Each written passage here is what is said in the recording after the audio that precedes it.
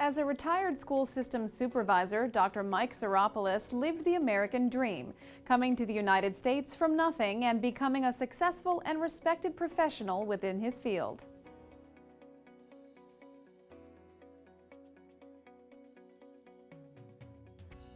Dr. Syropoulos came to the United States on his own as a displaced person. Born in Katochora, Greece, he was forcibly displaced from his village and came to America, more specifically Dallas, Texas, where he was sponsored by his uncle.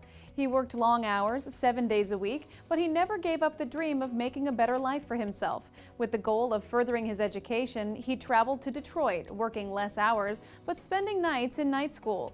During those early days, he taught himself English to help him adapt to American life.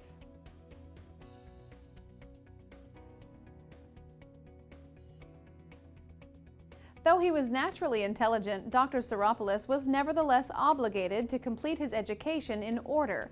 Therefore, he was 18 years old when he reached the first grade. He asked his teacher if there was a way he would be able to advance more quickly. The teacher advised him that if he could pass an 8th grade language arts and mathematics course, he would be certified to advance to the 9th grade automatically. So that's exactly what he did.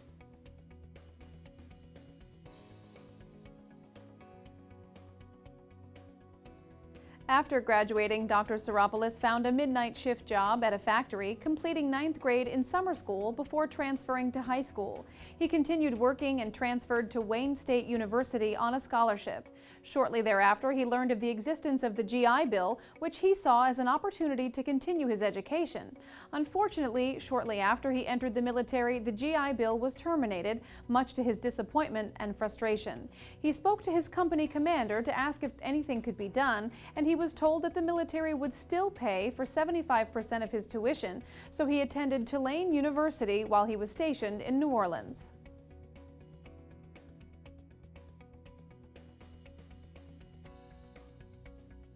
In college, the time came to determine what his career would become. In Greece, his father, who had a 3rd grade education, told him that he might not be able to support his son to become a doctor, but that he could succeed as a teacher. Dr. Syropoulos took that advice to heart years later. He also considered becoming a dentist, but the cost would have been far too great for him at the time.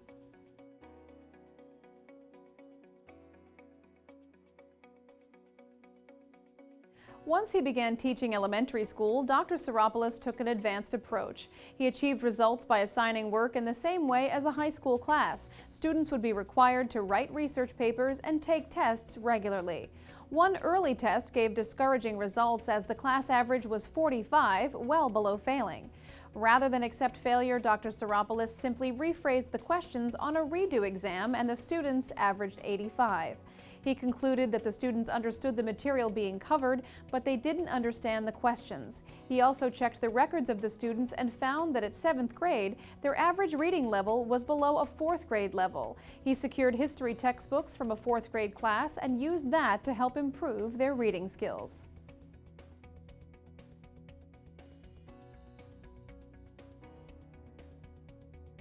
Another challenging experience for him was teaching 9th grade, which was known to be the most difficult class to teach due to behavioral difficulties. When he met the class, he told the students that at that point they had a grade of an A, but it was up to them to keep that grade until the end of the semester. The students helped each other in groups, and after a while their grades as well as their behaviors improved.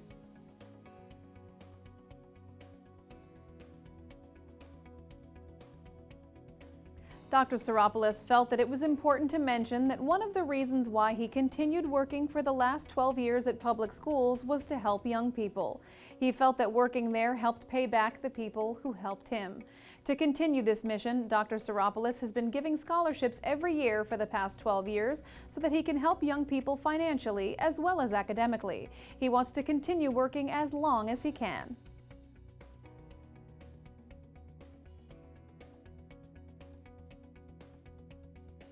To stay connected to other educators, Dr. Syropoulos has been affiliated with a number of professional organizations, including the National Education Foundation, the Michigan Education Research Association, and the Michigan Association for Supervision and Curriculum Development.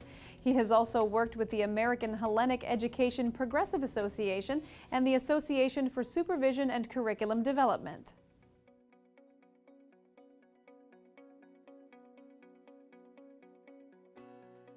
Above all else, Dr. Syropoulos always tried his best at everything he did, including education.